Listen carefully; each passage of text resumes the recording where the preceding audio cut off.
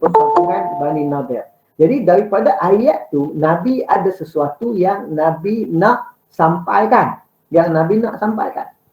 Ada sahabat yang faham daripada penyampaian baginda Rasulullah SAW itu, memang Nabi wajibkan sembahyang asar di perkampungan Bani Nadir. Tak boleh sembahyang asar kat tempat lain. Ada pula yang faham nak kena cepat, nak kena segera. Okay, jadi boleh sembahyang asar dulu, tapi yang penting segera. Jadi dua kefahaman itu, yang mana satu kefahaman yang menepati kehendak baginda Rasulullah SAW yang sebenar. Itu asalnya kan. Jadi mana satu yang memahami kehendak Nabi yang sebenar? Okey, jadi di situ timbul apa yang kita perlu buat kajian ini dari sudut quwwatul wuduh. Dari sudut quwwatul wuduh ni sejauh mana dia jelas, kan? Quwwatul wuduh ni sejauh mana makna yang kita faham itu jelas menunjukkan kehendak syarak. Jelas menunjukkan kehendak syarak. Makna yang kita faham tu dah jelas dah. Tapi adakah itu yang dikendaki oleh Allah dan Rasul?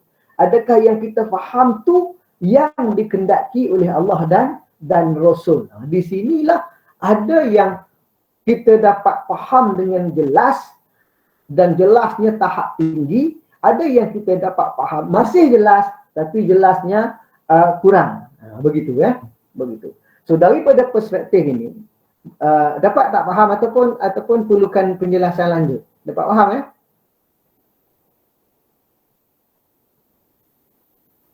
Sahabat-sahabat? Faham Ustaz. Faham. Boleh ya? Boleh ya? Boleh. Ni, so ni first time ni. Boleh ya? Okey. Jadi apa yang dimaksudkan dengan quwwatul wuduh itu? Kan? Apa yang dimaksudkan? Kita dah faham makna. Tapi adakah makna itu yang kita faham itu menepati kehendak syarak? Jadi quwwatul wuduh itu maksudnya quwwah wuduhun nas fid dalalah ala iradatil musyarri'. Itu maksud dia. Quwwah wuduhin nas fid dalalah ala iradatil musyarri'. Tahap, level, jelasnya sesuatu nas itu dalam dia punya petunjuk, dalam memberi petunjuk kepada kehendak Allah dan Rasul. Jelas sesuatu nas dalam memberi petunjuk kepada kita daripada perkataan itulah, daripada teks tu, kepada kehendak syarak, minan nasi wa hukmihi, kehendak musyarrak daripada nas tadi. Jadi min haitsu quwwatut tayaqqun ala mutabaqatil ma'ani al-mafhumah minan nusus ma'a iradati syara'. Maksud quwwatul wuduh itu ialah quwwatut tayaqqun. Tahap kita yakin bahawa makna yang kita faham itu mutabaqah, menepati al-mafhumah minan nusus. Menepati makna yang kita faham daripada nas tadi, menepati iradah asy-syari', menepati kehendak Allah Subhanahu wa taala. Jadi sejauh mana kita yakin makna yang kita faham menepati kehendak Allah. Menepati kehendak Allah. Sebenarnya komunikasi ini samalah dengan komunikasi kita dengan orang biasa. Dengan orang biasa. Sesama manusia. Jadi sebab kita menggunakan teks, kita menggunakan lafaz. Dan lafaz itu ada makna. Jadi sejauh mana kita yakin. Sejauh mana kita yakin makna yang kita faham itu menepati kehendak Allah Subhanahu wa taala. Jadi kalau kita yakin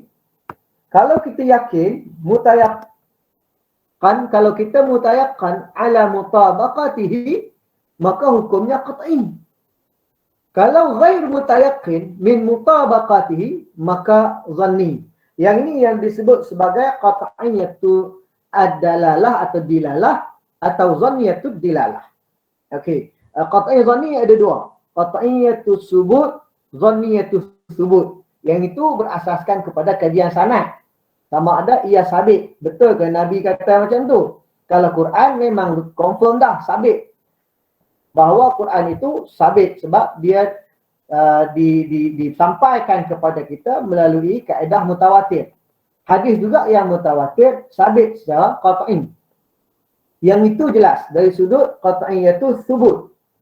Tapi dari sudut qat'iyatu dalalah atau qat'iyatu dilalah, di sinilah tempatnya. Kenapa berlaku qat'iyatu dilalah atau zanniyatu dilalah? Okay, yang qat'i itu pasti semua orang akan faham sama. Semua orang akan faham sama dan dia akan melahirkan ijma'. Dia akan ijma' pada hukum tadi, pada kepahaman tadi akan berlaku ijma'. Kalau tak berapa yakin, ada keyakinan itu tidak sampai 100%, ghair mutayaqqan tadi bawah daripada 100% lah. Walaupun 70% yang disebut sebagai zanni. Okey, jadi dia adalah zanni. Dia adalah zanni. Zanni iaitu dilalah. Okey, jadi ada dua lah. Kenapa ada zanni, kenapa ada qat'i?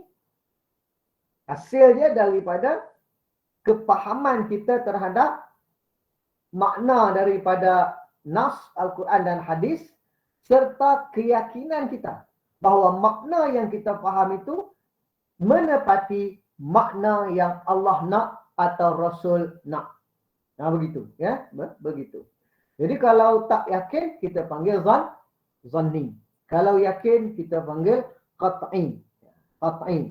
Semua ini merujuk kepada zanniyatu ad-dilalah. Okey. Zanniyatu ad-dilalah. Okey. Ada soalan setakat tu? Tak ada. Tak ada. Okey, alhamdulillah. Kita teruskan kepada bagaimana turuq at-tahlil wan nazar fi al-ma'na al-mafhum min an-nas lil bahthi an quwwah wuduhin nas. Turuq at-tahlil. Turuq at-tahlil ni maksudnya macam mana nak analisis. Makna yang kita faham itu kita nak analyze supaya kita dapat jelaskan keyakinan kita terhadap kehendak, cara ataupun makna yang kita faham itu menepati apa yang Allah nak dan Rasulnya. Jadi di sini ada kaedah analisis oleh mujtahid. Oleh mujtahid. Okey. Ini dari sudut bahasa lah, dari sudut kepahaman bahasa. Jadi sebab itu salah satu daripada keperluan ijtihad adalah penguasaan yang tinggi terhadap bahasa Arab, terhadap bahasa Arab. Okey. Pertama sekali, mujtahid akan melihat daripada perspektif qabiliyat lin nasakh. Ini yang pertama. Sejauh mana makna yang dikendaki itu menerima nasakh. Menerima nasakh. Okey, menerima nasakh ini bukanlah bermakna dia akan kena nasakh, tak. Sebab Allahumma salli ala sayyidina Muhammad tak ada dah. Wahyu, zaman wahyu dah tak ada dah. Okey, zaman wahyu dah tak ada dah. Cuma sekarang ini kita melihat boleh nasakh. Bukan mesti kena nasakh. Bukan kena nasakh tapi boleh nasakh. Maksudnya ia merujuk kepada perkara-perkara yang boleh dinasakh. Okey. Jadi sama ada makna yang kita faham ini termasuk dalam perkara yang boleh dinasakh dalam agama atau tidak. Okey. Jadi kita lihat adakah dia melibat ke asasiyatid din. Asasiyati ad-din, asas-asas agama. Adakah ia merujuk kepada asas-asas agama yang berkaitan dengan kuliat al-khamsah. Kuliat itu fakulti lah, college. Kan? Kuliah is college. Fakulti. Kuliah khamsah ni dalam teori maqasid syariah. Maqasid syariah. So maqasid syariah itu ada 5. Kan? Ada 5: menjaga nyawa, menjaga agama, menjaga nyawa, menjaga akal, menjaga keturunan dan menjaga harta. Kita ada 5 kuliah. Ada 5 kuliah. Kuliah itu adalah kategori. Dalam bahasa Melayu kita panggil kategori lah. Ni istilah kuliah. Kuliah itu adalah kategori dalam satu universal set. So kita ada satu universal set. Dan kita ada satu universal set. Ni sebenarnya dia adalah istilah matematik. Okey. Kita ada satu, kalau kita belajar matematik, kita ada universal set. So dalam universal set itu ada set. So universal set is a universe. Jami'iyah. Kan? Universe is jami'iyah. University tempat kita belajar ni jami'iyah. Okey, jami'iyah lah. Jami'ah. Mara li teknologi. Sebab dia universal. Sebab dia mengajar tentang ilmu-ilmu yang sifatnya universal. Kemudian ilmu-ilmu yang universal itu dipecahkan kepada beberapa fakulti. Fakulti dalam bahasa Arab kuliah. Kuliah. Jadi asas-asas agama yang bersifat universal itu dipecahkan kepada 5 kuliah. 5 college. 5 college. Ni orang dah kembali kepada college kan, daripada mengguna fakulti. Orang suka guna college ni. Itu kuliah dalam bahasa Arab, college. Terjemahan bahasa Arab pada bahasa lain. So orang bukan, ini ambil daripada orang Arab. Jadi ada 5 kuliah. Di kuliah khamsah itu asas kepada pemanggil asas-asas agama. Maknanya kalau ia melibatkan asas-asas agama, menjaga nyawa dan menjaga agama yang bersifat daruriyat, yang bersifat kritikal kepentingannya, maksudnya dia sesuatu yang tak boleh dinasakh.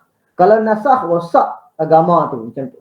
Yang kedua adalah ma yufidut ta'bid. Ada ayat-ayat itu menunjukkan abadan. Okey, ayat itu sendiri sebut abada. Bila sebut abada, tak ada nasakh lah. Kita dah tahu dah tidak akan ada nasakh. Sebab Allah pada awal lagi sebut selama-lamanya. Okey, maknanya nas itu dia punya pemakaiannya adalah bersifat selama-lamanya. Yang kedua, kita juga akan melihat nas dari sudut qabiliyah li at-ta'wil. Qabiliyah li at-ta'wil. Ta'wil ini dia ada 3 peringkat. 3 peringkat. Kalau makna itu am, in kana aman, aman ni maksudnya semua. Maksudnya semua. Semua pelajar. Umumlah. Semua pelajar. Umumlah. Okey. Kalau kita tanya kepada pensyarah atau pelajar tanya cikgu, wajib ke pergi program ni? Cikgu akan kata, semua wajib pergi. Maksudnya arahannya bersifat umum sebab dia kata semua wajib pergi. Hal yufid at-takhsis, adakah umum ini yufid at-takhsis? Maksudnya boleh ditakhsiskan. Boleh ditakhsiskan. Adakah ketika cikgu kata semua orang wajib ikut program ini, cikgu juga bermaksud orang demam pun kena ikut, orang patah kaki pun kena ikut? Tidak kan? Maknanya kata-kata guru tadi daripada awal lagi yuqbil at-takhsis secara logik. Menerima penkhususan. Penkhususan maksudnya kalau kita ada dalam satu set itu dia bersifat umum. Jadi penkhususan adalah bahagian yang kita keluarkan daripada set tu. Kan? Bahagian yang kita keluarkan daripada set itu dipanggil takhsis. Okey, dipanggil taksis. Maknanya taksis umum, kemudian kita buang. Daripada umum ni, yang kita buang ini kita panggil taksis. Jadi bila dah dibuang yang ini, kekal yang dalam je lah. Yang dekat dalam itu. Yang kedua ialah taksis ni secara logik kita dah faham. Yang kedua, in kana mutlaqan. Mutlak ini dia bukan umum, dia satu unit je. Dia satu unit je, dia melibatkan unit yang khusus. Dia tidak umum. Tetapi kita tidak tahu yang mana satu. Contoh bila kita sebut seorang pelajar datang kepada saya. Seorang pelajar datang kepada saya. Okey, mutlak. Mutlak lah. Sebab tak tahu pelajar mana yang datang. Mutlak. Adakah yang mutlak ini yuqbal at-taqyid? Yuqbal at-taqyid, menerima taqyid. Taqyid maksudnya dikaitkan dengan sifat-sifat lain kepada tadi. Contohnya seorang pelajar universiti. Jadi perkataan universiti itu telah mengkaitkan perkataan pelajar sehingga mengurangkan kita punya skop. Dia mengurangkan skop. Maksudnya kalau nak cari dah jadi semakin sempit. Jadi kita tak perlu cari dah dari seorangnya, orang tu seorangnya, tapi kita tak perlu dah nak cari dia dalam kalangan pelajar sekolah. Kita tak perlu dah nak cari dia dalam kalangan pelajar pelajar di institusi-institusi yang tak nama universiti. Kita hanya cari dia dalam kalangan pelajar dalam universiti. Universiti pun banyak, jadi kita takyid lagi. Adakah boleh menerima takyid lagi? Mungkin boleh. Jadi kita sebut universiti, pelajar universiti teknologi Mara. Jadi perkataan teknologi Mara, dia mengeluarkan pelajar universiti lain. Okay, dia mengeluarkan pelajar universiti lain. Ada seorangnya, tapi kita tak tahu yang mana satu. Ini am. Kalau khusus maksudnya dalam unit, dalam set. Dalam satu-satu set, dia ada unit. Dan dalam satu-satu set, ada unit. Set ni namanya X. So ada banyak unit X. Okey. Bila kita kata X tu mungkin pelajar lah. Bila kita kata pelajar, kita tak tahu pelajar yang mana satu dalam grup tu. Tak tahu. Tak tahu. Tapi kalau setiap X ni ada number dia, bila kita sebut X1, so kita dah jelas lah siapa dia. Jadi ayat-ayat tadi, nas-nas tadi, jika dia bersifat mutlak, adakah yang mutlak itu menerima takyid? Adakah yang mutlak itu boleh secara logik? Dia guna logik je. Adakah yang mutlak itu secara logik boleh menerima takyid? Boleh menerima takyid. Itu yang kedua. Dan yang ketiga adalah hal hunaka ma yufi iradatil makna al-majazi. Adakah di sana ada ruang kan, yang akan memesongkan daripada makna asal kepada makna yang bersifat majazi? Ada tak kat situ? Ada tak di situ? Kan, ma yufi iradatil makna al-majazi.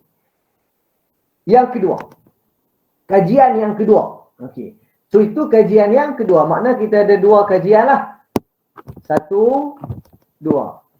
Yang ketiga ialah melihat makna itu sama ada dia bersifat asli ataupun dia bersifat tab'in. Isalatil makna atau tab'iyan. Kita dapat faham makna itu dengan melihat kepada siyak ayat. Siyak ayat maksudnya susunan ayat. Ayat sebelumnya, ayat selepasnya, ataupun ayat dalam surah sebelumnya yang berkaitan. Bila kita melihat siyak ayat, struktur ayat itu kita akan faham sama ada makna yang dikendaki itu adalah makna yang asal ataupun makna yang dikendaki itu adalah makna yang tab'i. Makna yang tab'i ini kadang-kadang macam kita sembang dengan kawan kita. Kita dah sembanglah dengan dia semalam tentang nak pergi kursus. Okey, tentang nak pergi kursus. Kita dah sembanglah dengan dia semalam tentang nak pergi kursus. Okey. Jadi mungkin lepas kita jumpa dengan dia, kita cakap lagi tentang perkara yang sama. Tentang perkara yang sama. Okey. Mungkin dia tanya kita, jadi tak jadi? Kita jawab, jadi. Kita jawab, jadi ikut. Jadi ikut. Jadi tak nak ikut aku ni, dia kata. Okey, jadi ikut. Jadi kita akan faham, orang lain yang dengar tu, dia akan faham merata-rata lah. Dia akan faham merata-rata lah ikut pergi mana-mana. Okey, jadi ikut secara umum itu dia adalah kepahaman yang tab'i. Sebab makna yang asal daripada kata-kata tadi itu telah dipahami daripada sejarah dia. Daripada sejarah latar belakang sebelum kata-kata itu diucapkan. Jadi ada makna yang asli, ada makna yang tab'i yang kita dapat faham secara logik. Itu. Kemudian salah makna juga dirujuk kepada asbabun nuzul. Sebab diturunkan ayat ni. Sebab diturunkan ayat ni, kita juga dapat faham isalah dan tab'i tadi. Pada dia makna asal ataupun dia makna yang tab'i. Tab'i maksudnya mengikut. Dia mengikut je. Okey? Dia mengikut. Dia bukan betul-betul makna kepada perkataan tu. Tetapi yang kita terfaham daripada situ. Yang kita terfaham daripada situ. Jadi melihat kepada asbabun an-nuzul. Ayat Quran ataupun asbabul wurud hadis. Jadi kalau Quran kita panggil asbabun nuzul, kalau hadis kita panggil asbabul al-wurud. Asbabul wurud. Jadi situ kita dapat tengok isalah makna atau tab'i. Konsep asbabun nuzul, asbabul wurud ini kita tak guna dia untuk faham sama ada hukum itu umum kepada semua orang. Dia tidak di situ. Walaupun yang disuruh oleh Nabi seorang sahabat, tapi kewajipan itu kepada semua orang. Kepada semua orang. Sebab kita tak melihat kepada asbab dia. Kita melihat kepada umumil lafaz. La min haisu khususi sabab dalam memahami hukum. Tetapi di sini kita rujuk asbabun nuzul ini untuk memahami dari segi isalah dan tab'i, makna yang kita faham. Okay. Dan yang ketiga ialah az-zuruf al-muhitah. Isru nuzulil Quran, suasana ketika turun Quran dan juga ketika hadis itu sampai kepada kita, ada suasananya. Yang inilah ada kontekstual. Ada konteksnya. So, kalau kita belajar usul fiqh ni, kita akan nampak kepentingan melihat konteks. Tidak sekadar melihat konten. Okey, tidak sekadar melihat konten. Ni dalam usul fiqh ni memang asas. Untuk faham apa yang orang nak cakap, mesti tengok konteks. Sebab setiap yang kita sampaikan, pasti ada konteks. Tidak ada satu-satu konten yang terpisah daripada konteks. Memisahkan konten daripada konteks dan menyampaikan konten kepada orang tanpa konteks adalah satu perbuatan zalim. Di situ ada half truth, setengah kebenaran dan setengah pembohongan. Dekat situ. Kan ada setengah kebenaran dan ada setengah pembohongan yang boleh membawa fitnah. Jadi kalau kita ni yang belajar usul fiqh ni, dalam pengajian Islam ni kita kena pegang asas. Asas untuk faham sesuatu makna ialah mesti faham konteks ketika sesuatu perkataan itu disampaikan. yang disampaikan. Okey. Ini kaedah nak melihat ijtihad, ruang-ruang ijtihad yang kita boleh kaji, Okey. Kesimpulan. Yang boleh dinasakh, boleh dinasakh, maksudnya bila boleh dinasakh itu pada zaman Nabi itu ayat itu boleh dinasakh, tapi kena nasakh tak kena nasakh itu kita tak kisahlah.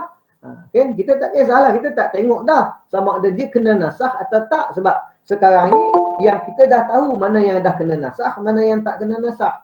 Cuma pada zaman Nabi, adakah dia berkemungkinan dia boleh dinasahkan? Jadi yang boleh dinasahkan kurang jelas berbanding yang confirm tak boleh nasakh. Asasiyatuddin, confirm tak boleh nasakh. Qul huwallahu ahad, Allah itu Esa. Takkan ayat itu boleh dinasakh? Kan? Makna Allah itu Esa adalah makna yang tak boleh dinasakh. Begitu. Kan? Makna yang tak boleh dinasakh. Tetapi kalaulah kita nak solat, kena ambil ayat semayang, faghsilu wujuhakum wa aydiyakum ilal marafiqi wamsahu bi ru'usikum. Boleh dinasakh. Maknanya Allah boleh suruh kita ambil ayat semayang cara macam lain. Tapi Allah tak suruh lah, tapi boleh nak suruh. Dia menerima nasakh ayat tu. Jadi ayat yang menerima nasakh dengan ayat yang maknanya kita yakin tak mungkin boleh akan dinasakh, yang menerima nasakh itu aqal wudu. Kurang jelas. Yang kedua ialah yang takwil.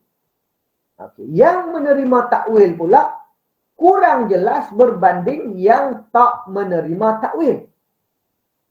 Begitu juga makna tab'i. Kalau makna dia bukan makna sebenar kepada nas, tapi makna yang kita terfaham daripada nas. Kita terfaham daripada nas. Bukan apa yang Tuhan nak fahamkan kita daripada nas. Okey.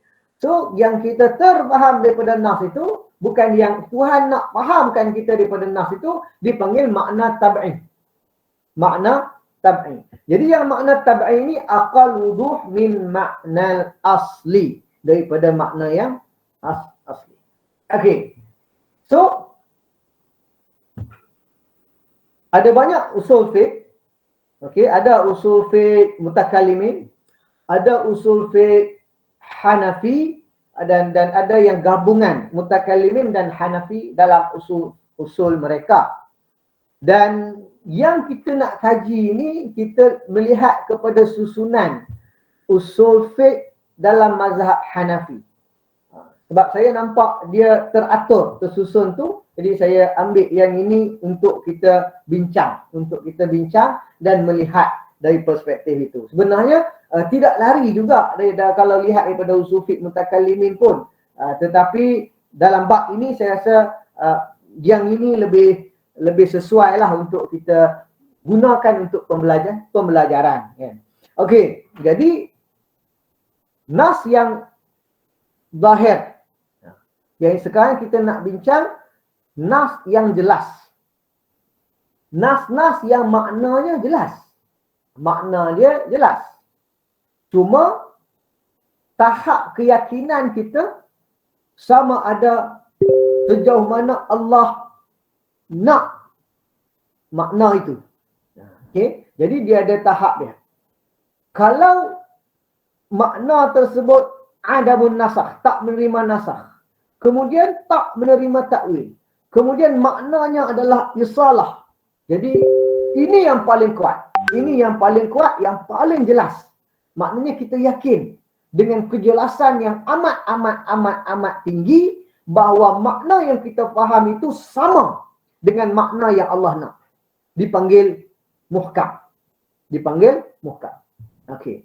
Yang kedua, ada nas-nas makna yang kita faham itu makna yang asli. Bila kita buat kajian, dia adalah makna yang asli.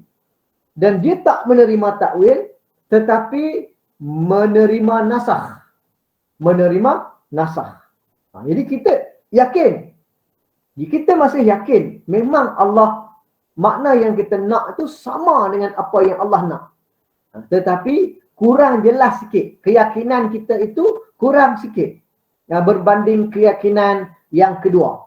Tetapi keyakinan itu masih lagi keyakinan tahap tinggi. Dipanggil mufassir. Mufassar. Okey. Dan yang seterusnya ialah nas. Muhkam, mufassar, nas. Nas ni istilah kepada makna yang kita faham makna tersebut menerima nasakh, makna tersebut menerima nasakh.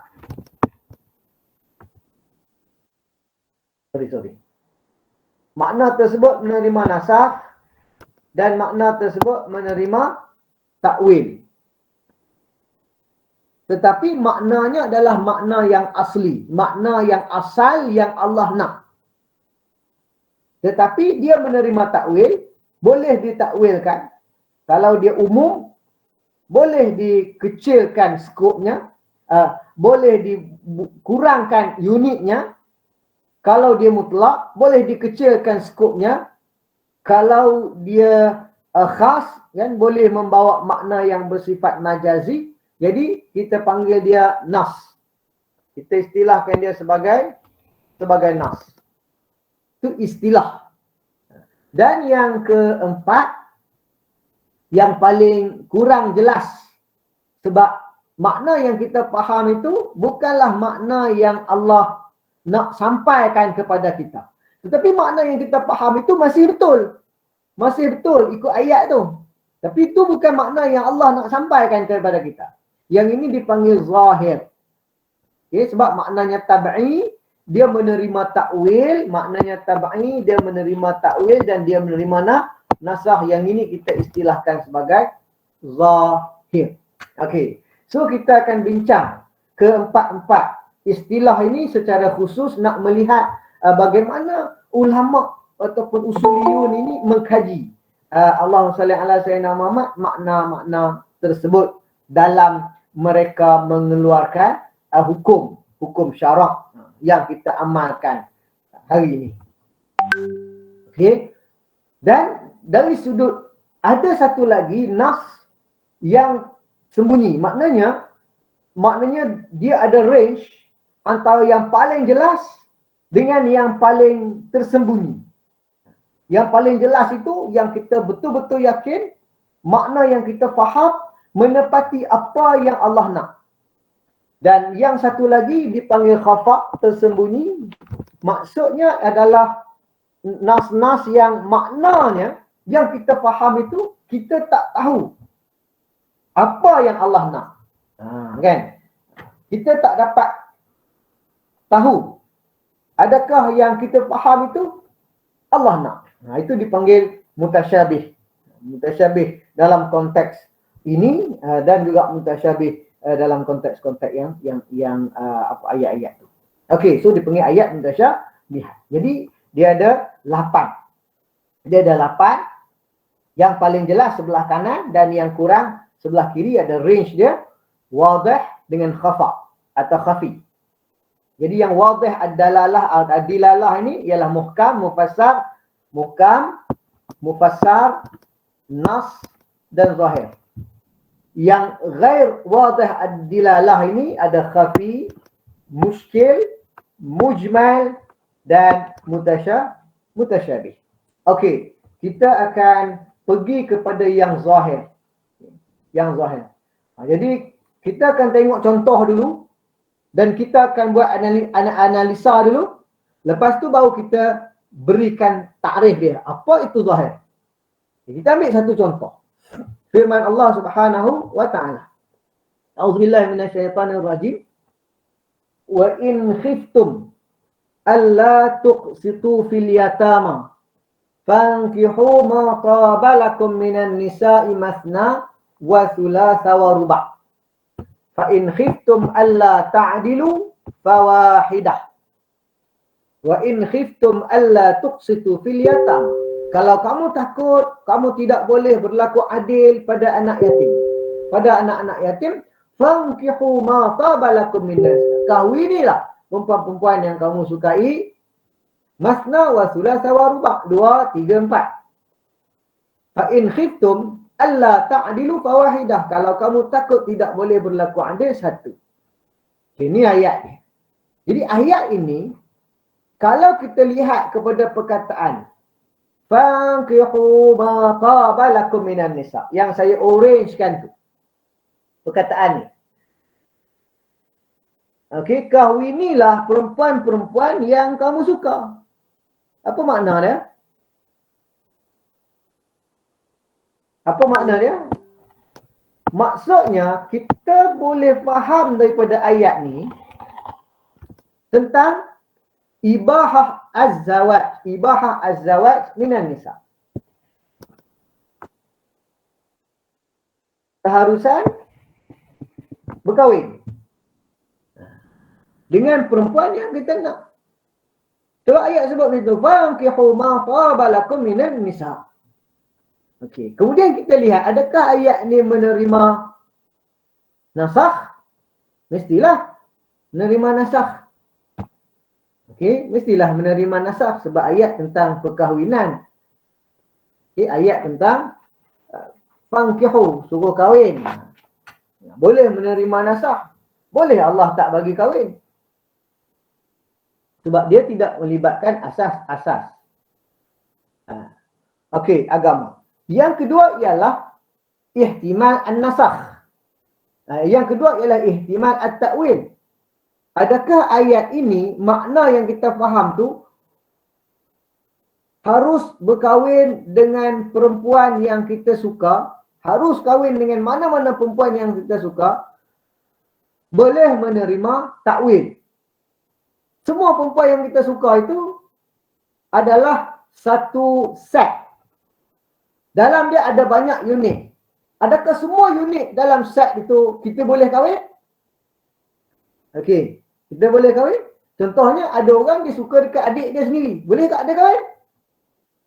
Maksud di sini makna kahwinlah dengan semua perempuan yang kamu suka itu menerima takwil. Menerima takwil. Kalau suka adik sendiri itu jadi sumbang mahram dan itu boleh itu diharamkan. Dan yang keempat ialah makna dia. Adakah makna dia asli? So kita tengok bukan yang keempat, so satu, yang kedua dan yang ketiga. Adakah makna dia asli? Tak. Sebab apa?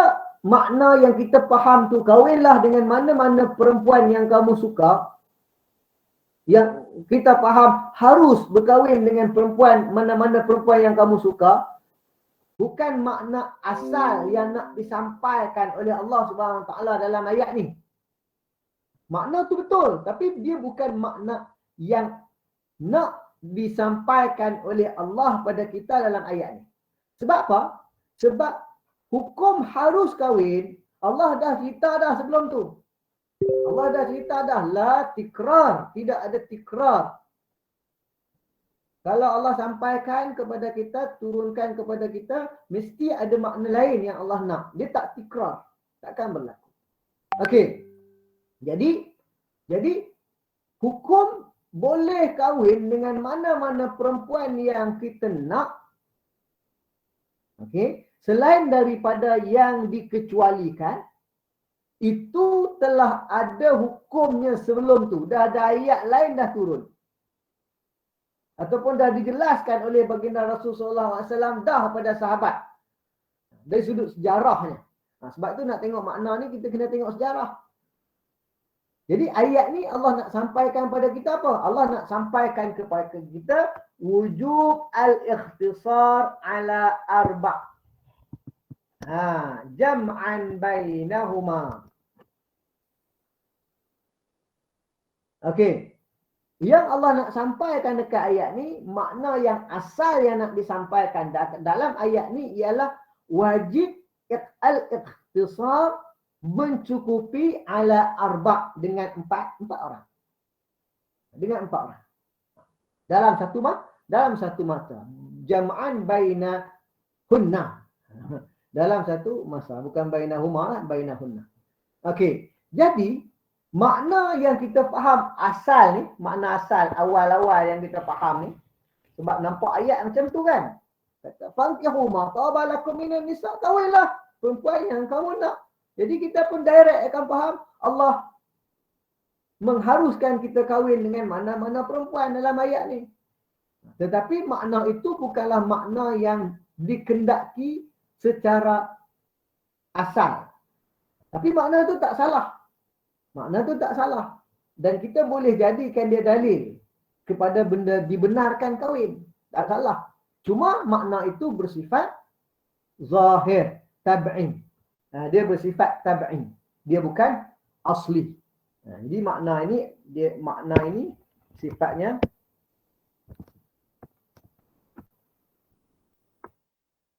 tab'in. Okey, bukan asli. Allahumma salli ala sayyidina Muhammad. Daripada situ kita takrif apa itu zahir. Zahir ialah al-lafzul ladzi yatabadar ma'nahu al-lughawi ila al-aqli, lafaz yang makna bahasanya sampai pada pemikiran kita. Bimujarrad qira'at as-sighah, dengan sekadar membaca ayat tu. Au sama'iha, atau mendengarnya. Duna i'timad ala dalilin akhar kharijiyyin fi fahmi, tanpa bergantung kepada dalil-dalil lain yang di luar kepahaman tu. Mana kita faham secara direct, berasaskan kepada makna bahasa dia.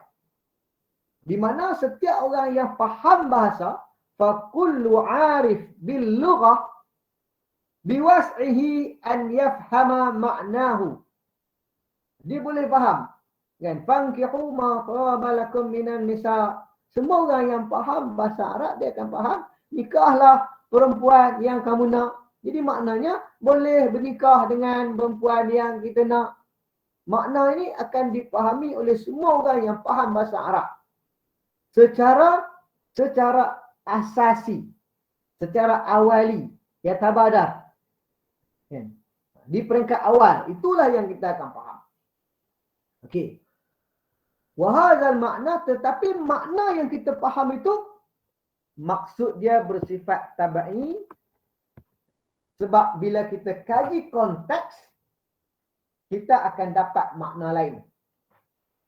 Kita akan dapat makna lain yang Allah nak. Jadi, apa makna zahir ni? Makna zahir ialah makna yang kita faham di luar konteks. Tetapi dia masih betul. Masih betul. Dia masih betul. Tapi di luar konteks yang dikendaki oleh penyampai. Penyampai di sini ialah Allah dan Rasul. Okey, itu disebut zahir. Contoh zahir yang kedua. Sampaikan masa kita ni.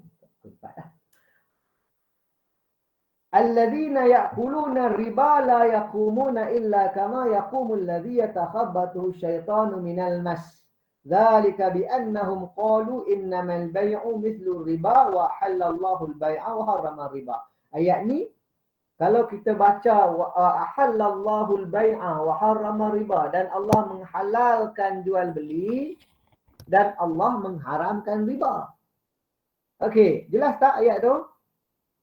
Jelas kan? Allah halalkan jual beli dan haramkan riba. Jadi ayat ini membawa maksud Allah menghalalkan al-bay'a. Al-bay'a, ada alif lam dekat situ kan?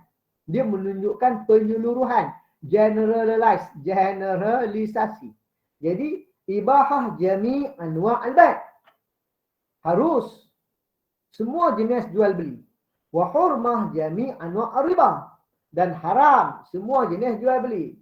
Maksudnya, secara konten itulah yang kita akan faham daripada ayat itu. Kemudian adakah ayat itu menerima nasakh? Mestilah menerima nasakh. Kan? Mestilah menerima nasakh. Tak ada masalah kalau Allah nak haramkan jual beli, tak bagi kita jual beli sebab nak uji kita. Boleh, tak ada masalah. Dia tak akan menjadikan kita tak Islam. Kan? Okey. Kemudian ihtimal takwil, boleh tak takwil? Adakah jual beli itu semua jual beli sampai bila-bila? Boleh. Tak, ada jual beli yang kemungkinan ditaksiskan. Unit-unit dalam al-bay' itu kemungkinan dikeluarkan.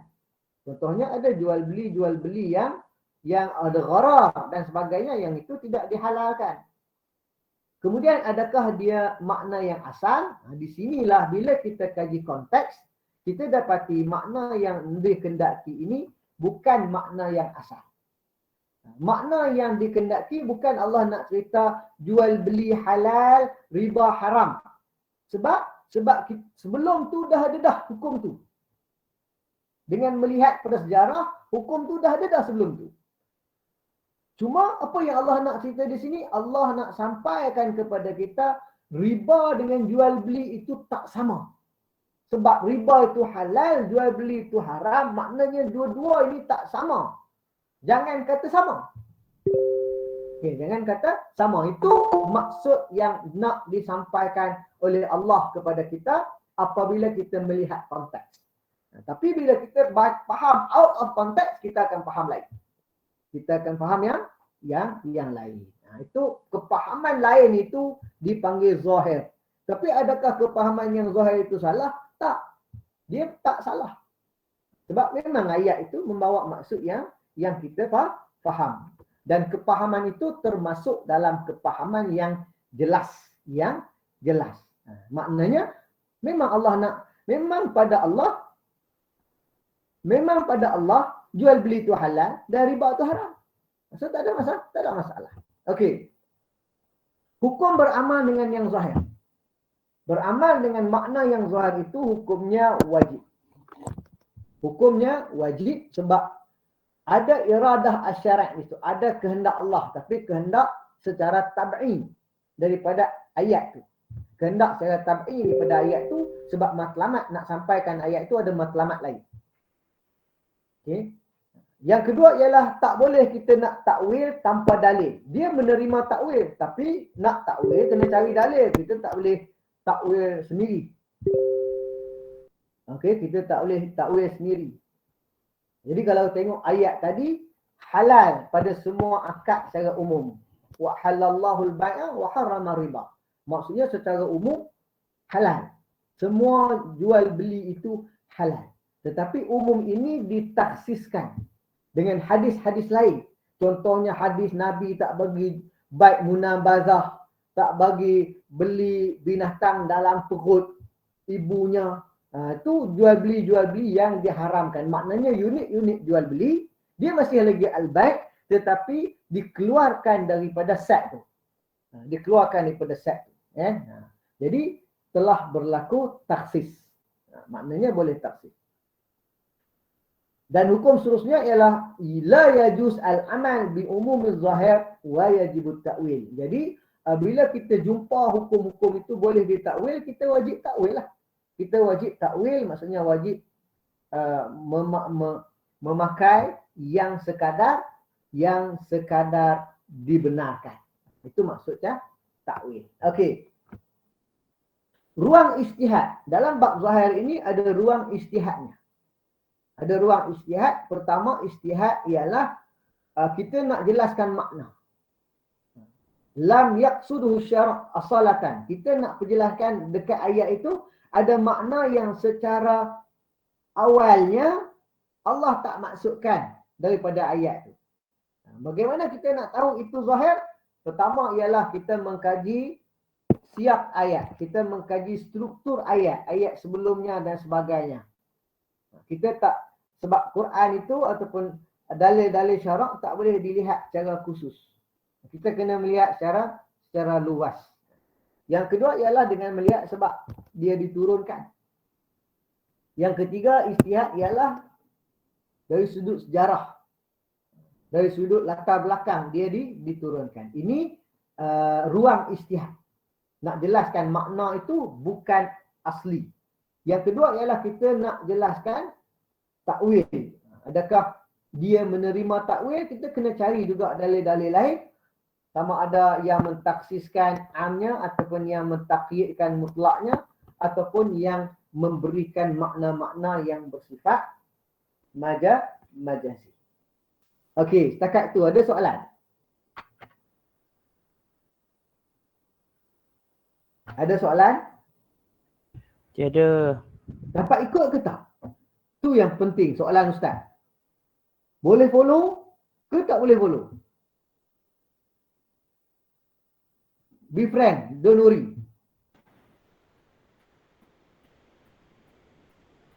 Boleh tak boleh? InsyaAllah boleh.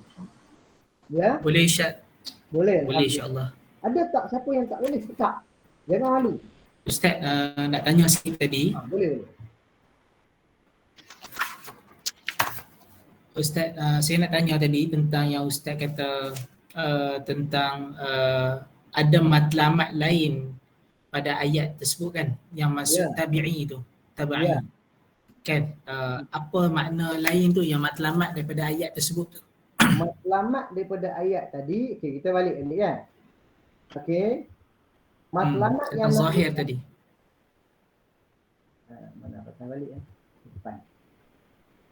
Okey, matlamat yang nak disampaikan dalam ayat ni, contohnya dalam ayat ni. Matlamat yang Allah nak sampaikan kat kita, kalau kita betul-betul baca daripada awal cerita dia, kisah dia dan sebagainya, kita akan faham terus daripada sini bahawa Allah nak sampaikan dekat kita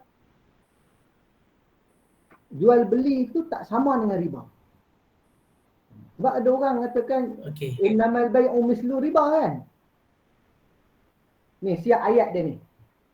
Siap ayat ni qalu innamal bai'u mislu riba. Mereka kata jual beli itu sama dengan riba. Lepas tu Tuhan jawab balik, wa halallahu al-bai'a wa harrama riba. Apa yang Tuhan nak sampaikan kat kita? Sebenarnya daripada ayat ni Allah nak sampaikan kepada kita bahawa tak sama. Salah faham yang sama tu. Sebab jual beli tu halal, riba tu haram. Mana sama halal dengan haram? Ini yang nak disampaikan. Tapi kita bila baca sependek tu je, tak baca semua, baca wa halallahu al-bai'a wa harrama riba saja, dia akan pergi kita faham yang lain. Nah, kita akan faham jual beli tu halal, riba tu haram. Nah, kita faham yang itulah. Faham tak? Jadi maksud yang lain, makna yang kita faham tu bukan itu makna yang Tuhan nak, tapi ada makna lain. Apa makna lain itu? Makna lain ialah jual beli tak sama dengan riba. Jangan kata sama. Itu makna yang nak disampaikan pada kita. Dapat? Dapat. Okey. Okey, terima kasih. Bila kamu tanya tu Ustaz semangat sikit. Okey, takut tak faham. Takut sangat ya. Sebab pertama sekali Ustaz pun tak ada pengalaman mengajar kamu. Yang kedua ialah online pula tu. Okey. Yang kedua kita pergi nas. Kalau kita boleh habis 8 tu hari ni dah cukup lah kan. Kalau tak habis pun kita habiskan setakat yang kita boleh sampai lah, esok kita sambung balik. Nas. Kita tengok contoh ayat pula. Nas tu apa? Ustaz suka bawa contoh dulu, kemudian baru kita bagi takrifnya. Kita faham dulu apa dia. Kita tengok ayat ni, ayat yang sama tadi, fankihu ma tabalakum minan nisa. Bila baca je ayat tu, kita akan terdetik dalam otak kita secara direct, mutabadir.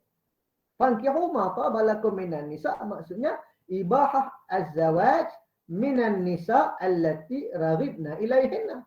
Harus kita kahwin dengan perempuan-perempuan yang kita suka. Kemudian dia menerima nasakh. Yang ini tak apalah kan, dia ayat ni menerima nasakh sebab dia bukan asas-asas agama. Dia menerima takwil sebab bila umum ini, setiap ayat umum mesti terima takwil. Secara asasnya lah, ma min amin illa wa qad khussis. Itu prinsip. Kalau kita belajar dalam usul fiqh, ada prinsipnya ma min amin illa wa qad khussis. Ini qawaid usuliyah. Dia ada qawaid fiqhiyah kan? Ini qawaid usuliyah. Ma min amin illa wa qad khussis. Jadi bila kita tengok ayat umum, dia akan bawa idea pada kita, ayat-ayat yang umum ni akan menerima takwil. Kan? Akan menerima takwil. Jangan duk pegang yang umum dengan umum. Kecuali kita dah cari, takwil dia tak jumpa.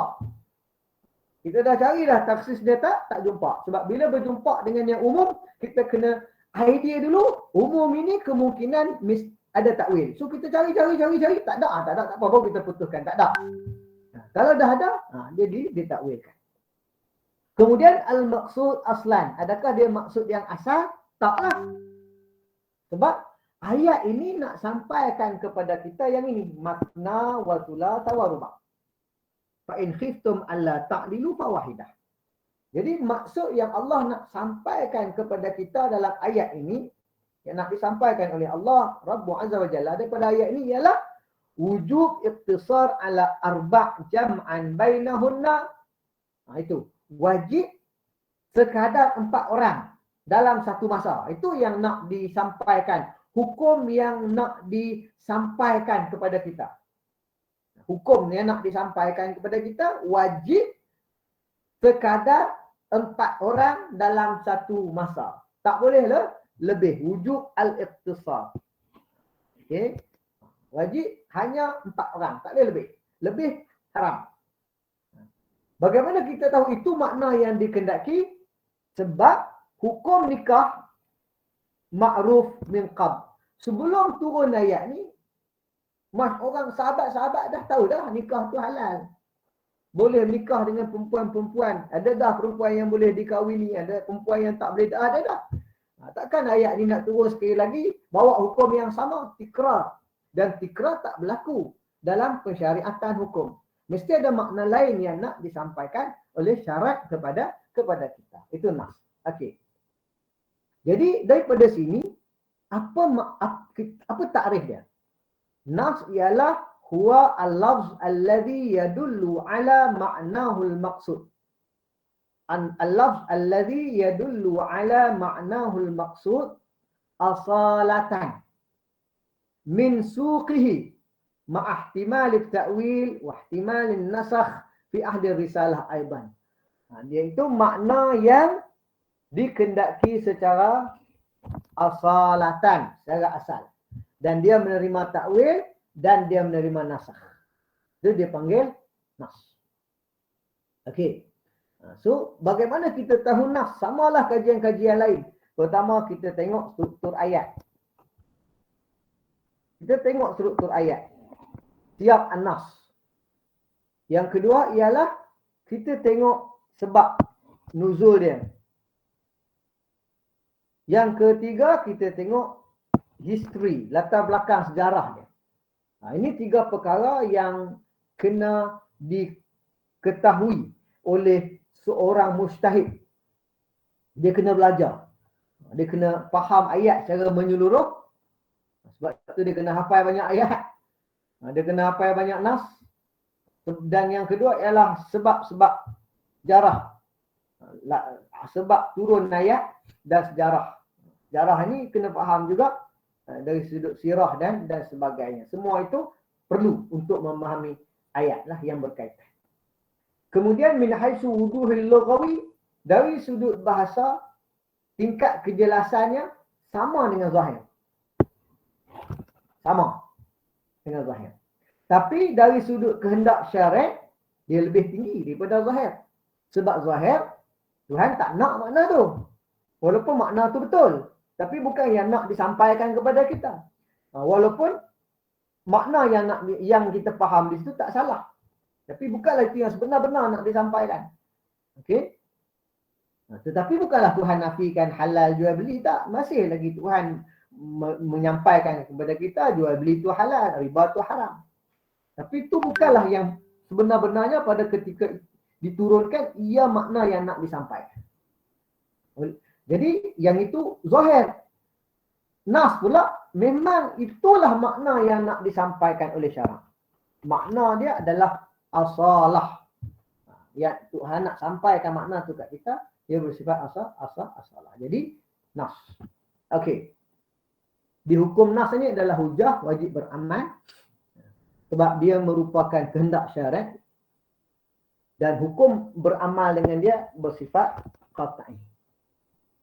Dalalah dia dalalah qat'iyah. Okay, dalalah qat'iyah. Dan tak boleh takwil tanpa dalil. Dan ihtimal dia tak boleh tak ditakwil itu lebih besar daripada, lebih kuat daripada yang zahir.